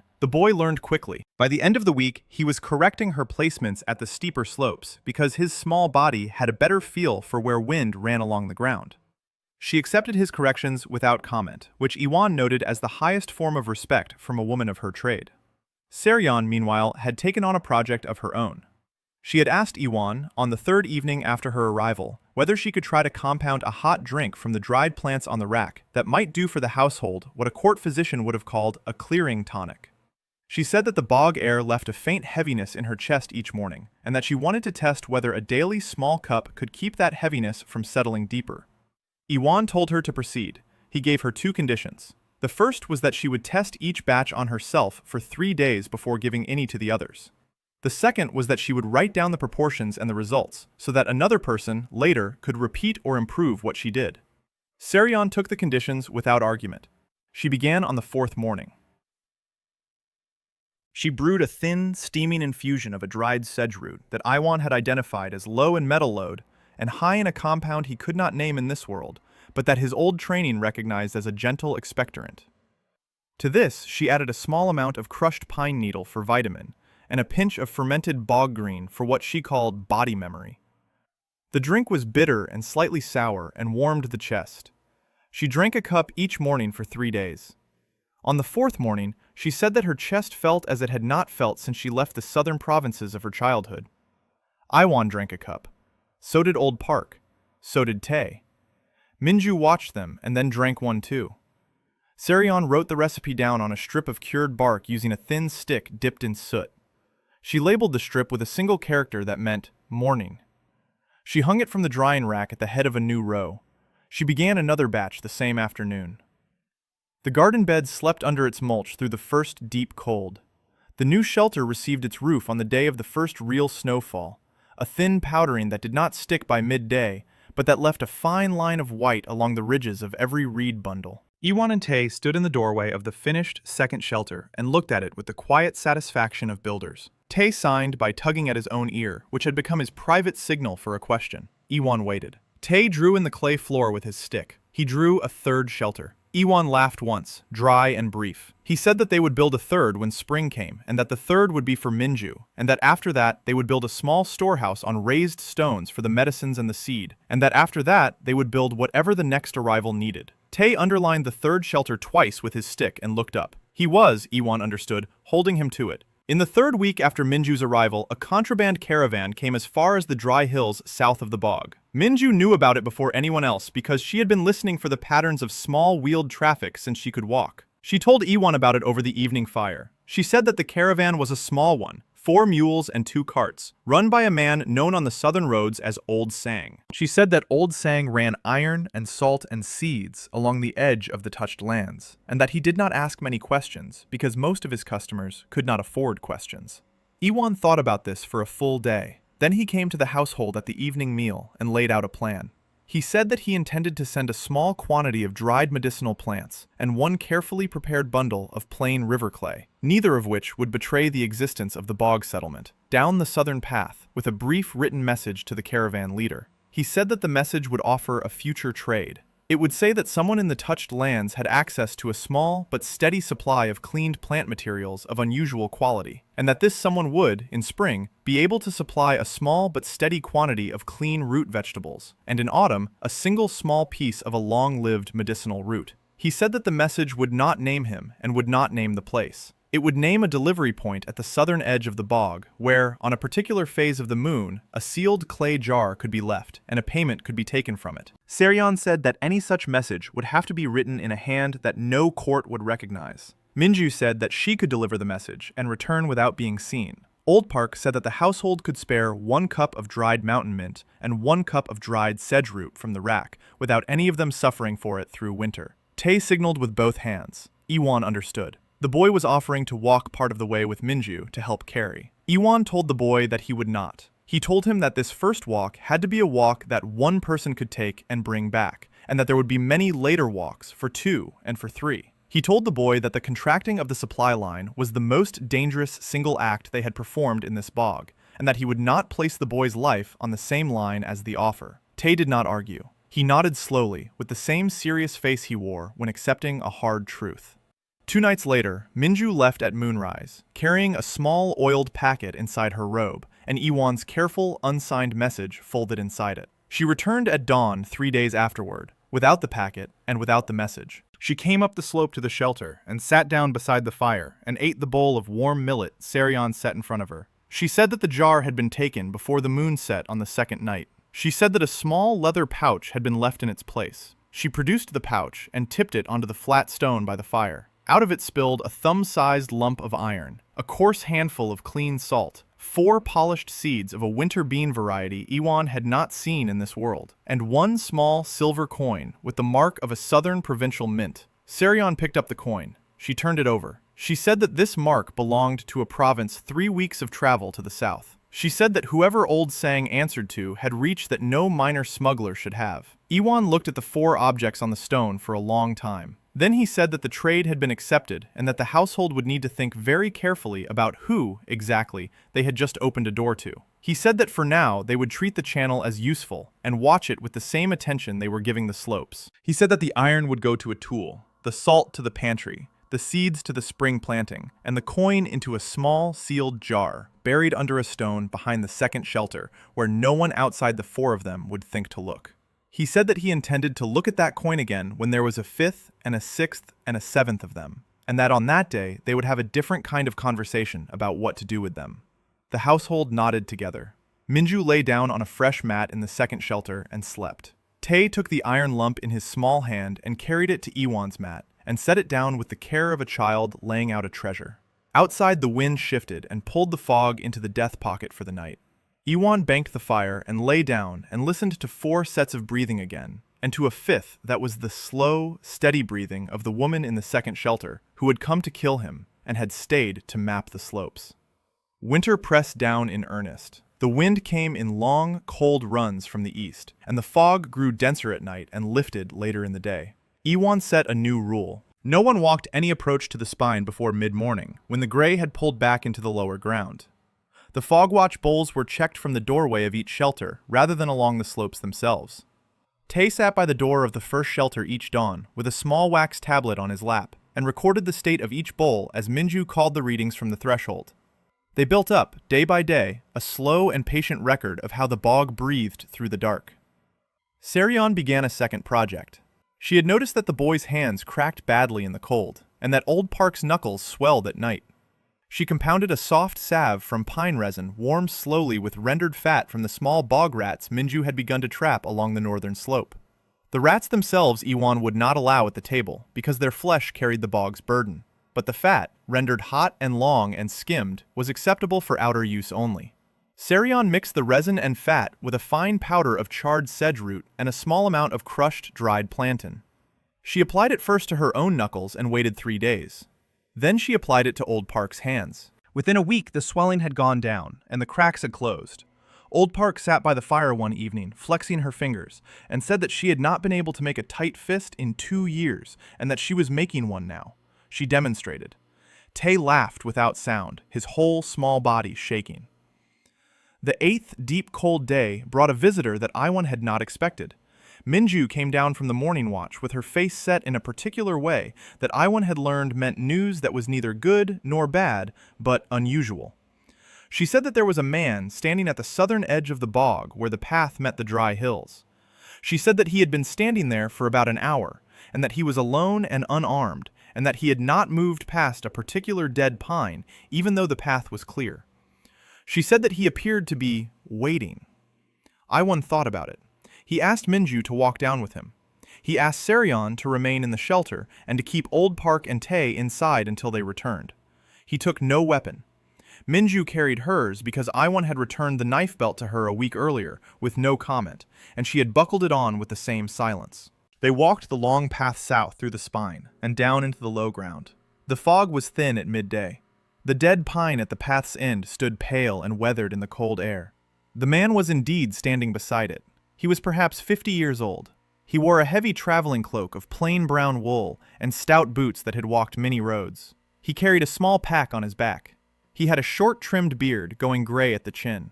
He held his hands open and slightly out from his sides, in the unmistakable posture of a person who wanted to be seen as harmless. He did not move as Iwan and Minju approached. When they were 10 paces away, he spoke. He said that his name was Sang. He said that he traded along the southern roads. He said that he had received a small clay jar with a careful message in it on a particular phase of the moon, and that he had answered it with iron and salt and seeds and a single silver coin. He said that he had come now, in person, because he did not do long-term business with people whose faces he had not seen. He said that he had walked the last 3 days from the dry hills on his own, because he did not wish to bring any other man within sight of this bog. He said that he would turn around and walk back the moment Iwan told him to. Iwan studied him. He saw a man who had spent decades reading other men, and who knew that he was being read in return. He saw no obvious deceit in the eyes. He saw caution and curiosity in roughly equal measure. He saw, more than anything else, the calm patience of a person whose trade depended on long relationships rather than single transactions. He said, finally, that Sang was welcome to come up the path as far as a flat stone that lay halfway between the dead pine and the spine, and that they would speak there. He said that no closer approach would be possible today. He said that the choice to come at all was Sang's alone. Sang nodded once. He walked with Iwan and Minju to the flat stone. There he sat down on the cold rock without complaint. Iwan sat across from him on a smaller stone. Minju stood at a distance where she could see both men and the path. They spoke for the better part of an hour. Sang asked careful general questions, and Iwan gave careful general answers. Sang did not ask Iwan's name, and Iwan did not ask his beyond what had already been given. Sang asked what the source was of the dried plants. Iwan said that the source was a small group of people working inside the bog. Sang asked whether the small group was growing. Iwan said that it was growing slowly and would grow more in spring. Sang asked what kind of payment would be most useful. Iwan thought for a moment, and then said that the most useful payment, beyond the items already received, would be seeds of any variety that had been bred for short seasons and cool wet ground, and any small tool that a single person could not easily forge from a lump of iron. He said that medicines from the southern provinces would also be of value, particularly any preparation containing dried citrus peel, which his household had no access to, and which Serion had told him would substantially strengthen the morning tonic. Sang's eyebrows rose very slightly at the word tonic. He did not comment. He said that he could supply all of these in modest quantities over the coming year. He said that he had one request of his own. He said that there was a young woman in his own household, the daughter of a friend long dead, who had been showing the early signs of the touch sickness for almost a year. He said that no physician in the southern provinces had been able to slow it. He said that he was not asking Iwan to perform a miracle. He was asking whether, if he brought her north in spring, there was any chance of her being seen. Iwan was quiet for a long time. He thought about the second shelter and the small medical area Serion was assembling within it. He thought about the morning tonic and the still incomplete map of the bog's tides. He thought about the fact that anyone Sang brought up the path in spring would, by definition, see the location of the spine and the shelters and the garden bed. He thought about the report and the archive and the kingdom and the cold weight of what was already in motion. Then he said yes. He said that in late spring, when the ground was workable and the household had stabilized through its first full season, Sang could bring the young woman as far as the flat stone where they now sat. He said that he or someone he sent would meet her there and bring her up. He said that Sang himself would not come further than the stone. He said that the woman, if she chose to stay for treatment, would not be permitted to leave again until either she was well enough to walk out under her own power, or until both she and Iwan agreed, in advance, on what she would and would not say of what she had seen. He said that these conditions were not negotiable. Sang considered them. He said that they were reasonable. He said that the young woman would accept them, or she would not come at all. He said that her name was Haywan. He pronounced the name with the kind of care that told Iwan, without further information, that this was not merely the daughter of a dead friend. This was a young woman who Sang had decided, somewhere along his long roads, was worth a personal risk. They parted at the flat stone. Sang walked back into the dry hills. Iwan and Minju walked up the path to the spine. They reached the shelter at dusk. Iwan told the others what had passed. Serion listened with her hands folded in her lap. When he finished, she said that she would prepare for the patient through the rest of the winter. She said that she would need Iwan to teach her, in detail, what he knew about treating the late stages of the touched sickness. She said that they had perhaps 4 months to be ready. Old Park said only that she would prepare extra mats and that she would make sure the household had enough food stored to feed one more mouth through the recovery period, if recovery came. Minju said that she would walk the southern path twice a week from the thaw onward so that no one approached unannounced from that direction. Tae said nothing because Tae could not speak, but he reached up and tugged at Iwan's sleeve and pointed at the small clay shelf where the future third shelter had been marked. He had understood. The third shelter would have a different purpose than the household had so far imagined. Iwan nodded down at the boy. He laid a hand briefly on the top of Tae's head. He said that they would build it well. That night, after the fire was banked, Iwan sat alone at the doorway of the first shelter and looked out over the dark bog. The fog had pulled into the low ground, as it always did. The stars stood thin and cold above the eastern hills. Somewhere out there, he understood, a young woman with the gray spots on her hands was already laying out plans of her own about a long journey she might or might not survive. Somewhere else, in a southern province, a smuggler with a tired face was riding home to tell her about a man in the bog. Somewhere further still, in a stone palace he had not yet seen in this life, a prince was beginning to hear the first faint shape of a rumor that the touched lands had grown a voice. Iwan breathed in the cold air. He breathed it out. He went inside and lay down on his mat. He listened to the breathing of his household. He counted them in his head. 5 now, including the one sleeping in the second shelter. Soon, in spring, 6. And after that, he understood with a calm that surprised him, even now, there would not be a number small enough to count on one hand again. Spring came slowly. The first thaw arrived in the 3rd week of the 2nd month, and then a hard frost returned for 10 days and killed it. The second thaw came at the end of the 3rd month and held. Water began to move along the slopes. The good water at the North Spring ran fuller and faster. The mulched garden bed showed dark earth at its edges, where Iwan pulled the straw back to test the soil temperature with the inside of his wrist. The morning he judged it warm enough, he called the whole household to the bed and they planted together. Buckwheat in the 1st quarter, for the bees they did not yet have.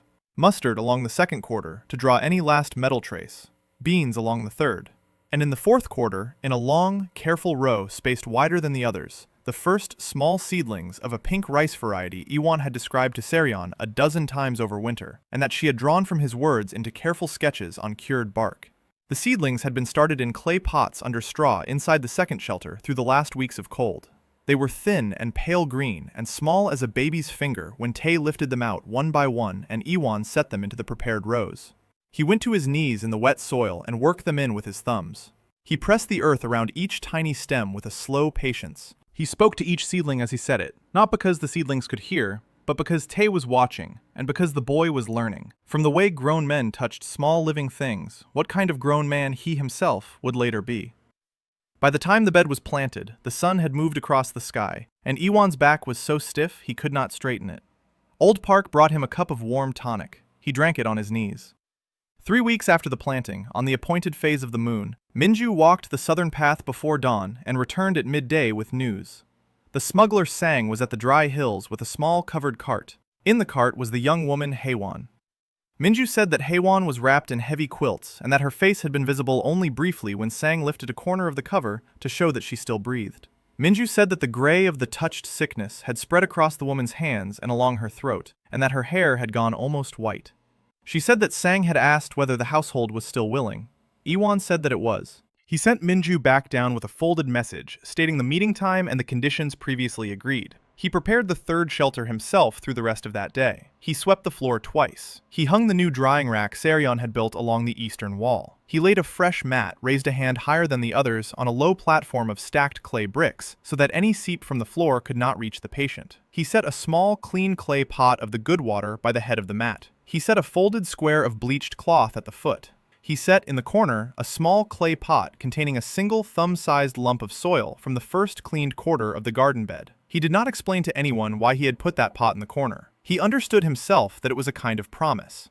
The next morning, Iwan walked down the southern path with Minju at his shoulder and Serion a careful pace behind. At the flat stone they waited. Sang came up out of the dry hills, leading a small, calm donkey by a rope. The cart followed. He stopped at the stone and lifted the cover of the cart and stepped back. Haewon was lying on a folded mattress inside, propped up on 2 cushions. Her eyes were open and clear. Her hair, which had been described in old court records as the deep black of a winter river, was now the pale silver of old straw. Her skin was so thin that the small veins beneath it were visible at her temples. She looked at Iwan and did not flinch, and did not try to smile. She said, in a voice that was barely a voice, that her name was Jong Hae-won, and that she had come to be treated, and that she understood the conditions.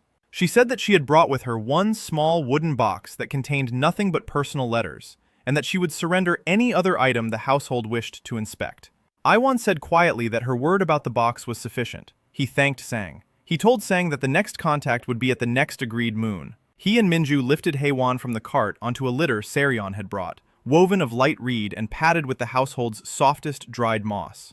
They carried her up the path slowly, with rests at every 200 paces. Sang turned the donkey and walked back down into the dry hills without looking behind him. Hae-won settled into the third shelter as if she had been preparing for it her entire life. She did not weep when she was laid on the raised mat. She did not exclaim when Saryon brought her a first small cup of the morning tonic. She drank it in slow, careful sips and handed back the empty cup and thanked Saryon by name. Iwon watched her for a long moment and then went outside to chop wood, because he understood that this was a young woman who had been preparing to die for a long time, and who had now, against all probability, been given a different task, and that this task would terrify her more than dying had if she were not given a great deal of small, quiet space in which to find her footing. He gave her that space across the following week. Saryon administered the morning tonic at dawn.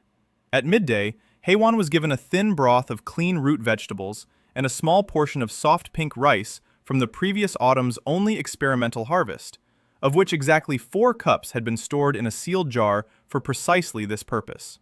In the afternoon, Old Park sat beside her and changed the cloth dressings on the places where the gray had broken the skin. In the evening, Iwon brought a clay basin of warm, clean water and washed her feet himself. He had decided on the second day that this would be his contribution to her care, because washing the feet of a noblewoman by hand was, in the language of this kingdom, an act so utterly improper that it would tell her without words that she was no longer inside the rules that had once defined her. On the 5th evening, as he was drying her feet with a strip of clean cloth, she spoke to him directly for the first time. She said that she did not understand him. She said it without any tone of accusation. She said that in her old life she had been worth a treaty and a province and 3 marriage offers, and that no one had ever knelt at her feet without expecting something specific in return. She said that she had been waiting for 5 days to find out what he expected. She said that she had stopped being able to sleep at night for the not knowing. Iwon set down the cloth. He looked up at her. He said that he expected her to drink the morning tonic and to eat the rice and to sleep when her body could sleep. He said that beyond this he expected nothing at all. He said that washing her feet was not a gift to her. It was a way of telling his own household that this house did not run on rank. He said that if it was easier for her to think of it that way, she should think of it that way. He said goodnight. He picked up the basin and carried it out. Hae-won slept that night, for the first time in many months, without waking once. By the end of the 2nd week, the gray spots on her hands had begun to fade at the edges. By the end of the 3rd week, she could sit up on her own for an hour at a time. By the end of the 4th week, she could walk, with Sadeon at one elbow and Minju at the other, from the 3rd shelter to the fire pit and back. On the day she made that walk, the pink rice in the garden bed put up its first ear. Iwon stood at the edge of the bed with his hands behind his back and looked at the small green column of the first ear bending into the spring wind. Tae stood beside him. The boy reached up and tugged at his sleeve. Iwon looked down. The boy signed with both hands. He had grown a vocabulary of signs over the winter that the household had learned alongside him. The sign he made now meant beginning. Iwon nodded. He said yes. The boy nodded back. Behind them, slow on her own feet, Hae-won was walking down the path with Saryon at her side. The pale silver of her hair caught the late afternoon sun. From this distance, framed against the green of the garden, she looked less like a dying noblewoman and more like a strange tall flower that had decided, in its own time, to bloom. The settlement grew that summer in ways Iwon had quietly anticipated, and in ways he had not. Sang's caravan delivered, at each agreed moon, a careful supply of the items they had discussed, and, twice, an unexpected sealed letter for Hae-won that she read in silence and burned afterward in the fire pit. With the iron, the household built proper hand tools. With the salt, the pantry filled. With the southern seeds, Iwon expanded the garden in a long, careful arc along the southern face of the spine. With the citrus peel, Saryon rebuilt the morning tonic into a sharper, brighter drink that lifted the chest more cleanly. Tae began to grow taller. His shoulders broadened a little. He carried heavier loads. He still did not speak, but his signed vocabulary now ran to over 200 concepts, and the entire household had learned to read him without effort. New arrivals came up the path, 1 and 2 at a time. Sang did not bring them. They came on their own, drawn by a slow current of rumor that ran beneath the official rivers of the kingdom. The third was a thin, nervous woman of about 40, who arrived in midsummer carrying a small infant in a sling. She said her name was Yi Bun Hui, and that her husband had been a salt clerk in a southern town and had died of fever the previous winter, and that her in-laws had thrown her out when they learned she would not remarry within the year, and that she had heard, in a tea house, that there was a place in the touched lands where a woman could work and be fed and not be required to belong to anyone. She said it like a question. Iwan said it like an answer. He told her that she had come to such a place, and that she and the child were welcome to a mat in the first shelter for as long as they required. The infant was a girl of about 6 months named Sori. She had a strong cry and a stronger grip. Old Park took her into her own lap on the first evening, and the infant fell asleep there within an hour. The fourth arrival came 2 weeks later. A tall woman in her early 30s walked up the southern path in the early morning, carrying a long, single-edged sword across her back and a small pack at her hip. She had a clean white scar that ran from her left eyebrow up into her hairline. She wore the plain, dark tunic and trousers of a soldier who no longer answered to any flag. She stopped at the flat stone of her own accord, sat down on it, and waited there without making any move toward the spine for half a day. Minju came down to her at midday. The two of them spoke for an hour. Minju came back up and reported that the woman's name was Choi Bora, that she had been a captain of the border guard, that she had been discharged with prejudice the previous autumn for refusing to set fire to a quarantined village of sick farmers, and that she had spent the winter wandering the southern roads, asking quiet questions about the touched lands. Minju said that the woman had heard a phrase, in a particular tea house, in a particular town, that the touched lands were learning how to live, and that she had decided that wherever such a thing was being said about, she wished to see it for herself. Minju said that in her professional judgment, Choi Bora was telling the truth, and that her sword arm was, at minimum, the equal of any 3 court guards. Iwan walked down to the flat stone himself. He sat across from Bora as he had once sat across from Sang. He looked at her for a long moment. Then he said that the settlement had grown to a size where a person with her training had become necessary, and that he was prepared to ask her to take responsibility for the physical safety of everyone who lived on the spine. He said that he could grow food, and he could read soil, and he could compound medicines. He could not protect the people who ate the food, and the failure of that protection would, sooner or later, cost everything the household had built. He said that he was offering her the work because he believed she would do it well, and because he believed she would understand it as a continuation rather than a betrayal of the oath she had once taken. Bora looked at him for a long time without speaking. She said that no one had asked her to take an oath in 2 years. She said that she had decided in the same 2 years that she would never take one again unless the words were her own. She said that she would accept a work on the understanding that her duty was to the people of the settlement and not to Iwan personally, and that if a moment ever came when those 2 duties pulled in different directions, she would follow the first. Iwan said that this was the correct answer, and that he would have refused her if she had said anything else. Bora moved into the half-built 4th shelter that evening, and finished its construction with her own hands over the following 10 days. She woke before dawn. She walked the perimeter. She drilled Minju and Tae, and, to everyone's mild surprise, Bun Hui, in a short set of basic defensive movements that did not require a weapon. She set up a small system of signal whistles cut from hollow reed and distributed them. She named, by the end of her first month, every approach into the bog, and every fallback position the household could retreat to if any approach was breached. She did not speak much. In the evenings, she sat by the fire and carved small wooden birds from offcuts of pine. She gave the first one to Tae, who placed it on a shelf above his mat and looked at it for a long time before turning to her and signing the word for friend. Bora touched her own chest above her heart and bowed her head once.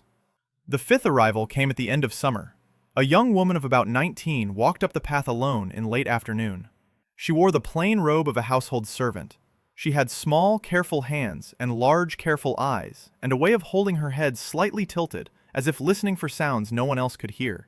She introduced herself with great precise correctness as So Ari, the daughter of a former minister of finance who had been executed 18 months previously, and whose daughter had been exiled along with him and had survived. She said she had survived because she had been small and unimportant, and the guards had decided she was not worth the effort of a separate execution. She said that she had spent the past year and a half walking from one cousin's household to another along the southern provinces, eating one cold meal a day and being moved on every 2 weeks because no family wished to be associated with the daughter of a traitor. She said that she had heard, in the most recent of these cousins' kitchens, that a place existed where work was given according to ability and food according to need. She said that she did not know what work she was good for. She said that her father had taught her numbers. Iwan, who had been listening with growing attention, said one careful thing. He said that he had a great problem with the records of the settlement. He said that he could grow rice, but he could not count it. He said that he could compound medicines, but he could not predict how much of each compound the household would need 3 months from now. He said that he had been trying, in his evenings, to keep accounts on strips of bark, and that the accounts were already a mess after only a few months, and that they would be unworkable by winter. He said that if Ari was good with numbers, she had arrived at exactly the right time.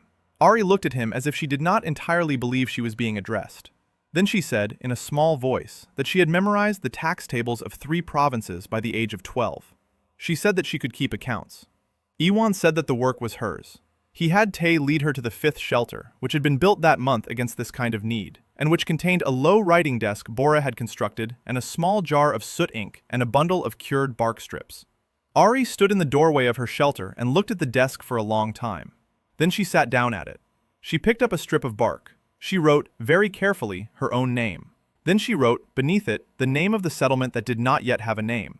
She left a blank space after that. By the end of the summer, the spine carried 5 completed shelters, and the beginnings of a 6th, a small storehouse on raised stone footings. A proper smokehouse for fish from a clean run Minju had located in a tributary of the Good Water, an expanded garden of nearly 30 paces by 20, a small enclosure for 2 goats acquired through Sang in trade for a single dried medicinal root, and a careful little patch of seedlings in a shaded corner that Iwan had not yet shown to anyone other than Seryon, and that were, even at 4 months old, beginning to develop the unmistakable 5 leaflets of the mountain ginseng plant. The first full autumn brought the first true harvest. The pink rice ripened in the long row at the edge of the garden bed and bent the heads of its stalks under their own weight. Iwan and Tay and Bora cut it together with small curved blades Bora had forged from the household's accumulated iron. Seryon and Old Park bundled it. Ari kept count. Bunhui carried water to the field. Heywan, walking slowly now without help, watched from a low stool at the edge of the bed and turned the drying sheaves as the others laid them out. Minju walked the perimeter. They harvested across 3 days. At the end of the 3rd day, Ari read out the count from her bark strip, just over 340 cup measures of clean pink rice. Enough, by her careful calculation, to feed the household through the winter at a careful rate, with a small surplus for trade and for seed in the following spring. The hidden ginseng patch was not yet harvested. Iwan had decided, in consultation with Seryon, that the youngest of the plants would be left in the ground for another full year, and that only 1 mature root, perhaps 2, would be lifted this autumn. The plants growing in the carefully prepared biochar and bog compost mix had developed at a rate that Seryon, even after a year of working beside Iwan, did not entirely believe. The largest root, when Iwan carefully eased it from the ground on a still morning at the end of the harvest, was the length of his forearm and as thick as his wrist, with the characteristic forked human form that court physicians prized above almost any other medicinal object in the kingdom. He laid it on a clean cloth on the flat stone by the fire. The household gathered around it. Seryon, who had spent her entire adult life around such roots, sat down on the ground beside it without meaning to. She said, after a long silence, that she had personally handled 3 roots of this size in her career, and that all 3 had been ceremonially presented to the royal family. She said that she had never seen one this size taken from a plant younger than 30 years, and that this plant was, according to the small, careful records Iwan had kept, less than 18 months old. Iwan said only that the bog compost was working better than he had expected. He did not say more. Tay crouched at the edge of the cloth and looked at the root with grave attention. He signed, after a long moment, the word for medicine. Iwan nodded down at him and said that this was correct. They held a council that evening around the fire. Iwan laid out the situation as he saw it. The settlement now numbered 11 souls, including the infant. The garden was producing more than the household could eat. The ginseng patch was producing roots whose individual value, in the markets of the southern provinces, was greater than the annual income of a minor noble estate. The supply line with Sang had held without incident for nearly a year. Word of the settlement had spread further than Iwan had originally hoped or feared, and was now, in his judgment, beyond the household's ability to contain. New arrivals would continue. Some of them would be welcome, some of them would not. He said that he believed the time had come to give the settlement a name, to formalize who decided what within it, and to prepare, very seriously, for the moment when the kingdom would no longer be able to pretend it did not exist. The household listened. After he had finished, Seryon said that the name had occurred to her many times over the past summer, and that she had not spoken it because it was not hers to give. She said it now. She said that the place should be called Chongtachon, the village of clean earth. She said that the name was honest, and that it described both what the place was and what it intended to become. The household sat with the name for a moment. Then Old Park said that the name was good. Bora said the same. Minju nodded once. Ari, who had been writing as Serion spoke, looked up and showed the strip of bark on which she had already written the 3 characters. Iwan said that the name was accepted. Ari then said in her small, precise voice that if the settlement now had a name, it would need a structure of decision. She said that she had been reading, in her evenings, the small library of bark strips Iwan had begun to compile, and that she had observed that decisions of consequence had so far been made informally around this same fire. She said that this had worked because the household was small and because everyone trusted Iwan. She said that as the settlement grew, this informality would become a source of instability rather than strength. She proposed, with great care, that the household should formally constitute itself as a council of 7 adults plus Iwan, that decisions concerning the settlement as a whole should require the agreement of the council, and that Iwan's specific authority should be restricted to matters of soil, water, planting, medicine, and any new technique he chose to introduce. She said that she had given this a great deal of thought, and that she believed Iwan himself would be more effective inside such a structure than outside it. The household considered. Iwan said, after a moment, that Ari was correct, and that he had been waiting for someone to say so. He said that he accepted the proposal in full. He said that he would speak first among equals on questions of earth and water, and that he would speak last on all other questions. He said that he would, beginning that night, formally name the council. He named them in order: Serion for medicine, Old Park for the welfare of bodies and small children, Bora for the safety of the settlement, Minju for what lay beyond the perimeter, Ari for accounts and records, Bunhui, who looked startled at being included, for the kitchen and the management of the household's daily food, Heiwan, after a brief silence, for the relations of Changtochan with the world beyond it, because she alone among them had been raised inside the formal language of that world. Heiwan accepted the role with a small, careful bow that contained no trace of her former rank, and a great deal of something quieter and more durable. The council was confirmed.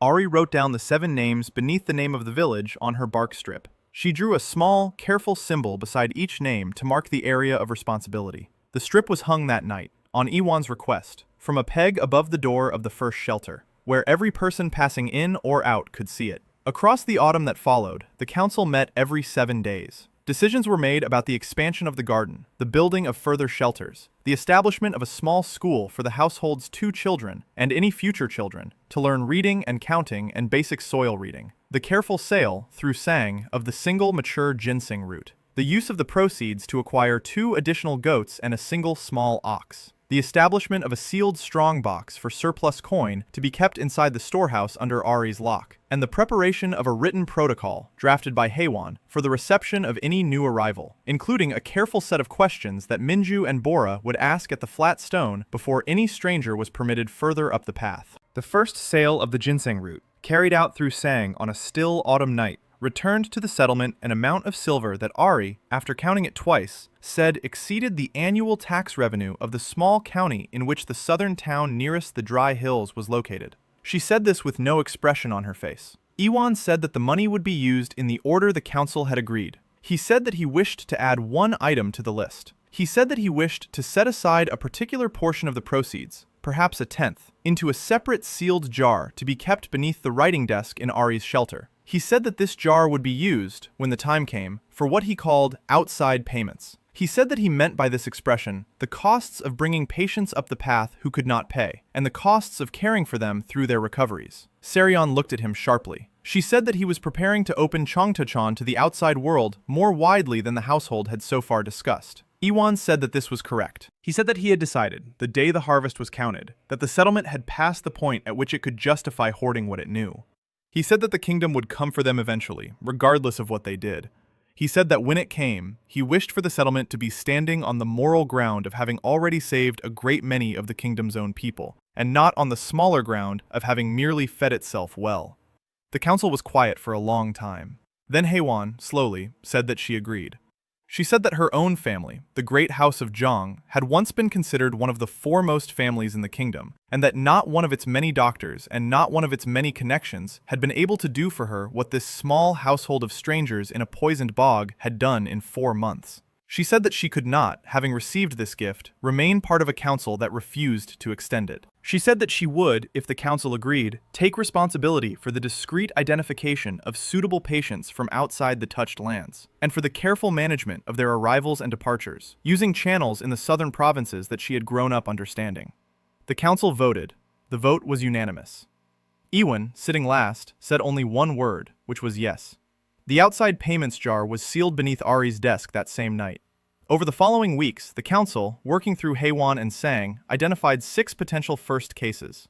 3 of them would, by the council's careful judgment, travel north to Cheongtachan before the deepest cold. The others would wait until spring. Haewon drafted the first letters with her own hand. Sang carried them south on the next moon.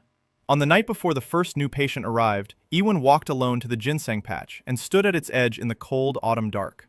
The remaining plants slept beneath their light mulch. The earth around them, after 18 months of work, was the deep black color of properly conditioned soil. He crouched and pressed his hand against it. It was warm under the mulch, even in the cold. He thought, with the slow, steady satisfaction of a man whose long experiment was confirming itself in every dimension, that the earth he had inherited as a problem had become an answer. He thought, with no triumph and no fear, that the kingdom would come for them within the year. He stood up. He went back to the fire. He banked it. He lay down on his mat. He listened to the breathing of 11 people, including a sleeping infant, and went to sleep. Winter arrived early in the second year. The first hard frost came at the very end of the 9th month. By the middle of the 10th, the snow lay a finger deep along the spine, and the ice along the edges of the good water had to be broken each morning with a wooden mallet. 3 new patients were already living in the expanded medical wing that Bora and Tae had built that autumn off the rear of the 3rd shelter. 2 of them were minor nobles from the southern provinces, brought north by Sang on Haewon's careful arrangement. The 3rd was a fisherman's daughter of about 14 from a coastal village whose mother had walked her 3 weeks inland on the strength of a rumor and a borrowed cart. The council had accepted her at no payment. The household had voted unanimously, and Ari had drawn a small, careful symbol next to the girl's name in the new patient ledger that meant, carried by the village. Word of Cheongtachan by the start of that winter had passed beyond rumor in the southern provinces and had begun to be a thing that people argued about openly in tea houses and at market days. The household understood this through Sang's reports and through the careful, increasingly varied stream of strangers who appeared at the flat stone. Some of them came for treatment. Some of them came to see whether the place existed. Some of them came, by Minju's quiet judgment, to count its people and its defenses. Bora and Minju had developed, between them, a careful system for sorting these visitors at the flat stone before any of them came further. By the new year, nearly a third of those who came were turned politely back at the stone with a small gift of dried medicinal tea and a clear explanation that the household was not currently able to receive them.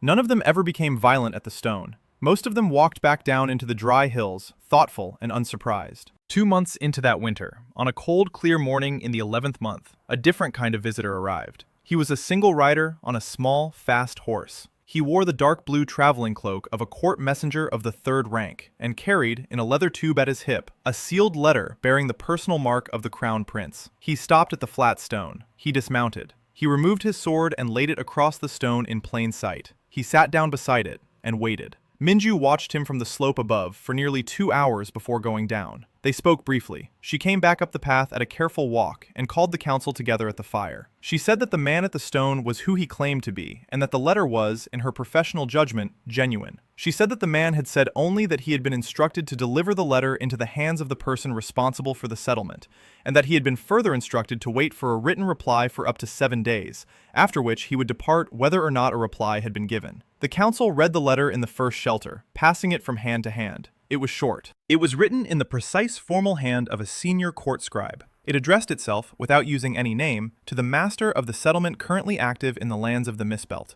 It conveyed the greetings of the Crown Prince Yi Junho. It stated that the Crown Prince had, in recent months, come to understand that the settlement was engaged in activities of an unusual nature that touched upon matters of state importance. It proposed a personal meeting between the Crown Prince and the master of the settlement, to be held at a neutral location of mutual agreement, with safe conduct guaranteed in writing by the Crown Prince's own seal. It stated that the Crown Prince was prepared to travel as far as the dry hills south of the bog, and to bring with him no more than 4 personal guards. It stated that he would await a reply at a small hunting lodge at the edge of the southern province for a period of 1 month. It bore the prince's seal in red ink at its foot. The council sat with the letter for a long time. Old Park, finally, said that the prince was afraid. She said that she had seen many men in her life, and that men of his rank did not write such letters out of confidence. They wrote them when the ground beneath them had begun to feel uncertain, and when they had decided that a direct meeting with the source of that uncertainty was less dangerous than continued ignorance. Bora said that any meeting with the crown prince at the edge of the southern province carried, in her professional judgment, a substantial risk of being a trap, regardless of the seal. Minju said the same. Serion said that the seal was nonetheless real, and that this fact alone changed the situation. Haewon said, very quietly, that she had grown up at the same court as the crown prince, and that she knew his character in some detail. She said that he was not a man who used personal seals lightly, and that, in her own estimation, the offer was sincere, at least insofar as it represented his current intention. She said that this did not mean it would remain sincere. She said that the prince was capable of meaning one thing in the moment of writing, and another thing in the moment of meeting. Ari, after a long silence, said that the council faced two questions and not one. She said that the first question was whether to accept the meeting. She said that the second question was, if accepted, who would attend. She said that the two questions were related but separate. The council voted on the first. The vote was 6-1 in favor of accepting. The single opposing vote was Bora's, on grounds of safety alone, and she stated for the record that she would abide by the majority and would not raise the question again. The council then turned to the second. Iwan, who had said almost nothing through the meeting, spoke now for the first time. He said that he would go himself. He said that he understood the risks. He said that the meeting must be face-to-face and must be on the moral terms the settlement had built, which were the terms of one person speaking honestly to another. He said that no one else could carry those terms because no one else had built them. He said that he would go with 2 companions only, one of whom would be Bora and the other Haewon, and that he would carry no weapon. He said that if the prince intended a trap, the trap would close on him, regardless of how many companions he brought, and that bringing more would only multiply the loss without preventing it. He said that he would write the reply himself that evening. He said that he wished to leave within 10 days. The council sat with this. There was no formal vote.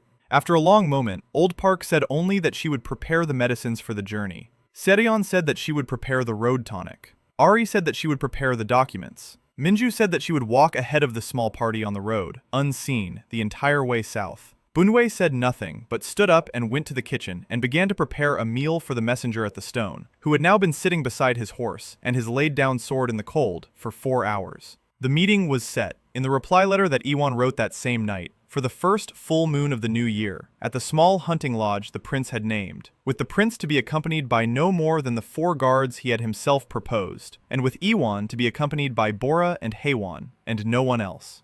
Iwan stated, in plain language, that he would come unarmed and that he would speak honestly, and that he expected the same in return. He sealed the letter with a small, simple character pressed into warm wax. The character was the second character of the village's name, the one that meant earth. The messenger took the reply at midday of the following day, ate the meal Bunhui brought down to him at the stone, mounted his horse, and rode south. He did not look back.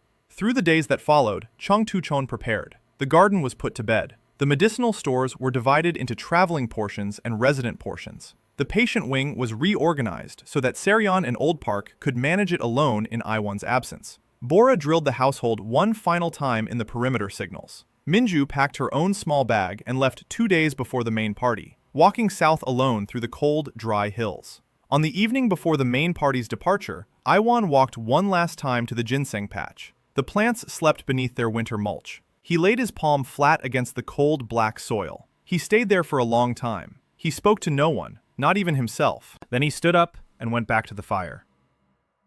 The household sat around it in silence for most of that evening. Tae sat very close to Iwan's side. The boy did not sign anything. After a while, he simply leaned his head against Iwan's shoulder. Iwan let him stay. The next morning, the small party left at dawn. Bora went ahead at a careful pace. Haewon walked at Iwan's side. The household stood on the spine and watched them down the long path until the southern fog had taken them. The small hunting lodge stood in a clearing in a stand of bare winter oak at the edge of the southern province. It had a low tile roof and a single courtyard and a fire pit at the center of the courtyard, around which 4 flat stones had been set on the morning of the appointed day. Iwan and Bora and Haewon walked into the clearing at midday. The crown prince, Yi Junho, was already there. He stood on the far side of the courtyard with his 4 guards arrayed behind him at a careful distance. He wore a plain, dark traveling robe of fine quality and no court regalia. He carried no visible weapon. His face was unlined for a man of his age, and his eyes were unexpectedly tired. He looked at Iwan for a long moment across the courtyard, and then he bowed, very slightly, in the manner one gives to a person whose name one has not yet decided to use. Iwan bowed in return. They sat. Bora took the stone at Iwan's right. Haywan took the stone at his left. The prince sat across from them with his hands resting on his knees. His guards remained standing at the courtyard's edge. The fire between the parties burned slowly. The prince spoke first. He said that he had read every report he could obtain about the settlement in the touched lands. He said that the reports contradicted one another at almost every point. He said that some described a small encampment of escaped prisoners. Others described an elaborate fraud. Others described, in language he found increasingly difficult to dismiss, a working agricultural community that had begun to produce clean food and effective medicines on land that the entire court had been taught from childhood to consider permanently lost. He said that he had decided, after some months of consideration, that the only way to know which of these reports was true was to look at the responsible person across a fire and to ask. He said that he had brought no scribes and no advisors. He said that the conversation would have no formal record, and that he would, after it, decide what to do based on what he himself had heard and seen. He asked Iwan, simply, to tell him what was true. Iwan was quiet for a long moment. Then he spoke.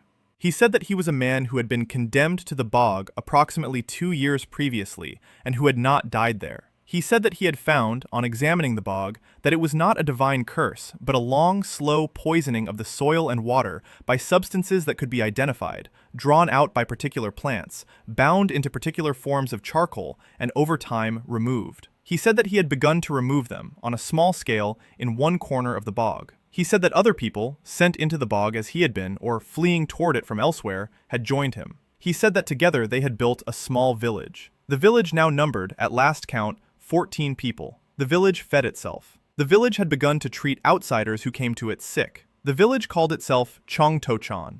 He said that everything else the prince might have heard was either exaggeration or distortion. He said that he was not a prophet, not a sorcerer, not a rebel, and not a man with any ambition for any office.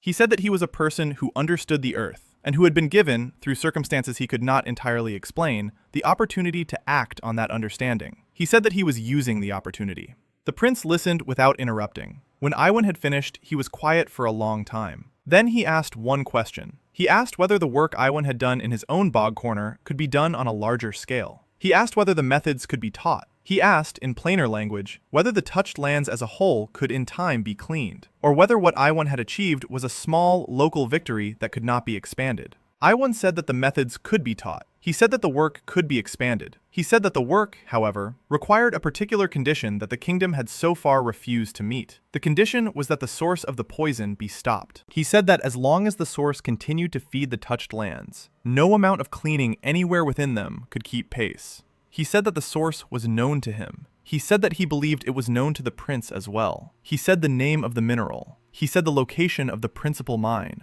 He said that he was prepared to speak in no further detail in front of the guards. The prince's face did not change, but something behind his eyes did. He sat with what Iwan had said for a long moment. Then he raised his hand and gestured to his guards. They withdrew to the far edge of the courtyard, out of hearing. Bora and Haywan remained where they were. The prince looked at Iwan across the fire. He said that he had inherited certain facts from his father. He said that the facts had not been of his choosing. He said that he had decided, when he had first been told them as a young man, that the price of acting on them was greater than the price of leaving them in place. He said that he had spent many years comfortable with this decision. He said that recent events had begun to make the decision less comfortable. He said that the reports of Chongtochan had been, by some measure, the least comfortable of all. He said that the existence of a single small village that demonstrated the possibility of cleaning the land was, in some sense, more dangerous to the kingdom's current order than any rebel army. He said this without anger and without threat.